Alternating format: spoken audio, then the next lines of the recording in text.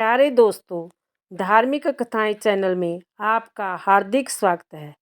आज मैं अपनी वीडियो में माघ मास के महात्म का दूसरा अध्याय सुनाने जा रही हूँ। माघ का महीना बहुत ही पवित्र महीना होता है। प्यारे बंधुओं, यदि आपने मेरा चैनल धार्मिक कथाएं लाइक और सब्सक्राइब नहीं किया तो ज़रूर करें।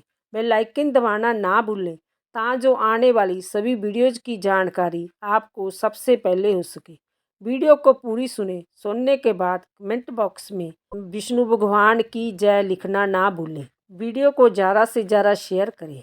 प्यारे बंधुओं, आप सभी जानते हैं माघ मास में स्नान, दान, जप तप का बहुत अधिक महत्व है। माघ का महीना श्री कृष्ण को बहुत ही प्रिय है। जो कोई भी माघ मास में स्नान, पूजा, जप तप करता है उसे मोक्ष की प्राप्ति होती है। उसका आर्थिक जीवन बहुत ही संपन्न हो जाता है। उसे यश प्राप्त होता है। माघ के महीने में प्रातःकाल जल्दी उठकर स्नान करना चाहिए। गंगा जल नहाने के जल में मिलाकर स्नान करें। इस महीने में श्रीमद् भागवत गीता सुनने या पढ़ने से भी भगवान की विशेष कृपा प्राप्त होती है। भगवान कृष्ण ने स्वयं कहा है, मासों में माघ मास पवित्र है। दिक से दिक भगवान कृष्ण का स्मरण करना चाहिए। माघ मास महात्म अवश्य सुनना चाहिए। माघ मास महात्म का दूसरा अध्याय। राजा के ऐसे वचन सुनकर तपस्वी कहने लगा कि राजन, भगवान सूर्य बहुत शीघ्र उदय होने वाला है, इसलिए जय समय हमारे लिए स्नान का है, कथा का नहीं। सो आप स्नान करके अपने घर को जाओ और अपने गुरु श्री वशिष्ठ जी से इस महात्म को सुने। इतना कहकर तपस्वी सरोवर में स्नान के लिए चले गए और राजा भी विधिपूर्वक सरोवर में स्नान करके अपने घर लौटा और रनिवास में जाकर तपस्वी की सब कथा रानी को सुनाई। तब सूत जी कहने लगे कि महाराज, राजा ने अपने गुरु वशिष्ठ जी से क्या प्रश्न किया और उन्हें क्या उत्तर दिया, सो कहिए। व्यास जी कहने लगे, हे सूत जी, राजा दिलीप ने रात्रि को सुख से सोकर प्रांत्य समय ही अपने गुरु वशिष्ठ जी के पास जाकर उनके चरणों को छूकर प्रणाम करके तपस्वी को बतलाए हुए प्रश्न को अति नम्रता से पूछा कि गुरु जी, अपने आचार, दंड, नीति, राज्य, धर्म तथा चारों वर्णों के चारों आश्रमों की क्रियाएं, दान और उनके विधान, यज्ञ और उनकी विधियां, व्रत, उनकी प्रतिष्ठा तथा भगवान विष्णु की आराधना नेक प्रकार से तथा विस्तार पूर्वक मुझको बतलाई। अब मैं आपसे माघ मास के स्नान के महत्व को सुनना चाहता हूँ। सो हे तपोधन, नियम पूर्वक इसकी विधि समझाइए। गुरु वशिष्ठ जी के कहने लगे कि हे राजन, तुमने दोनों लोकों के कल्याणकारी, वनवासी तथा गृहस्थियों के अंतकरण को पवित्र करने वाले माघ मास के स्नान का बहुत सुंदर प्रश्न पूछा है। मकर राशि के सूर्य के आने पर माघ मास में स्नान का फल घौ, भूमि, तेल, वस्त्र, स्वर्ण, अन्न, घोड़ा आदि दानों तथा चंद्रायन और ब्रह्मा कुछ व्रत आदि से भी अधिक होता है।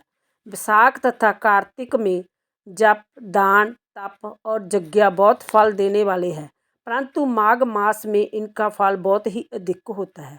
माघ में स्नान करने वाला पुरुष और राजा और मुक्ति के मार्ग को जाने वाला होता है। दिव्य दृष्टि वाले महात्माओं ने कहा कि जो मनुष्य माघ मास में काम या भगवान के निमित्त नियम पूर्वक माघ मास में स्नान करता है वह अनंत फल वाला होता है। उसके शरीर की शुद्धि, प्रीति, ऐश्वर्य तथा चारों प्रकार के फलों की प्राप्ति होती है। दीति ने 12 वर्ष तक मकर संक्रांति में अन्न त्याग कर स्नान किया था। इससे तीनों लोकों को उज्जवल करने वाले 12 पुत्र उत्पन्न हुए। माघ मास में स्नान करने से ही रोहिणी, सुगा, रुदती दानशील हुई और इंद्राणी के समान रूपवती होकर प्रसिद्ध हुई। जो माघ मास में स्नान करते हैं तथा देवताओं के पूजन में तत्पर रहते हैं, उनको सुंदर स्थान, हाथी और घोड़े की सवारी तथा दान को द्रव्य प्राप्त होता है और अतिथियों से उनका घर पर रहता है और उनके घर में सदा वेद धमनी होती है। वह मनुष्य धन्य है जो माघ मास में स्नान करते हैं, दान देते हैं तथा व्रत और नियमों का पालन करते हैं। दूसरे पुण्यों के क्षीण होने से मनुष्य स्वर्ग से वापस आ जाता है, परंतु जो मनुष्य माघ मास में स्नान करता है वह कभी स्वर्ग से वापस नहीं आता। इससे बढ़कर कोई नियम, तप, दान पवित्र और पाप नाशक नहीं है। भृगु जी ने मणि पर्वत पर विद्याधरों को जय सुनाया था। तब राजा ने कहा कि ब्राह्मण भृगु ऋषि ने कब मणि पर्वत पर विद्याधरों को उपदेश दिया था, सो बतलाइए। तब ऋषि जी कहने लगे कि राजन, एक समय 12 वर्ष तक वर्षा न होने के कारण, सब प्रजा क्षीण होने के कारण संसार में बड़ी उद्विग्नता फैल गई। हिमाचल और विंध्याचल पर्वत के विद्या का देश निर्जन होने के कारण श्राद्ध, तप तथा सब कुछ छूट गई। सारा लोक विपत्तियों में फंसकर प्रजाहीन हो गया। सारा भूमंडल फल और अन्न से रहित हो गया। तब विंध्याचल से नीचे बहती हुई नदी के सुंदर वृक्षों से आच्छादित अपने आश्रम से निकलकर श्री भृगु ऋषि अपने शिष्यों सहित हिमालय पर्वत पर गए। इस पर्वत की चोटी नीली और नीचे का हिस्सा सुनहरी होने से सारा पर्वत पीतांबरधारी श्री भगवान के सदृश लगता था। पर्वत के बीच का भाग नीला और बीच बीच में कहीं कहीं सफेद स्फटिक होने से तारों से युक्त आकाश जैसी शोभा को प्राप्त होता था। रात्रि के समय वह पर्वत दीपिका की तरह चमकती हुई दिव्य औषधियों से पूर्त किसी महल की शोभा को प्राप्त होता था। यह पर्वत शिखाओं पर बांसुरी बजाती और सुंदर गीत गाती हुई किन्नरियों तथा केले के पत्तों की पताकाओं से अत्यंत शोभा को प्राप्त हो रहा था। जय पर्वत नीलम, पन्ना, पुखराज तथा इसकी चोटी से निकलती हुई रंग बिरंगी किरणों से इंद्रधनुष के समान प्रतीत होता था।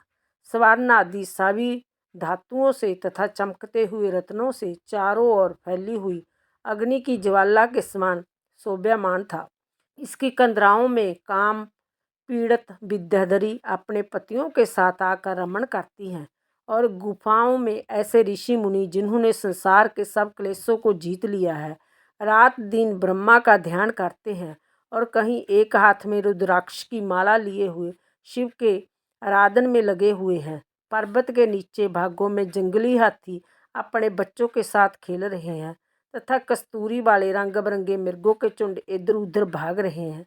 वह पर्वत सदा राजहंस तथा मोरों से भरा रहता है। इसी कारण इसको हेमकुंड कहते हैं, जहाँ पर सदैव ही देवता, ग्रह और अप्सरा निवास करते हैं। बोलो कृष्ण भगवान की जय। बोलो विष्णु भगवान की जय।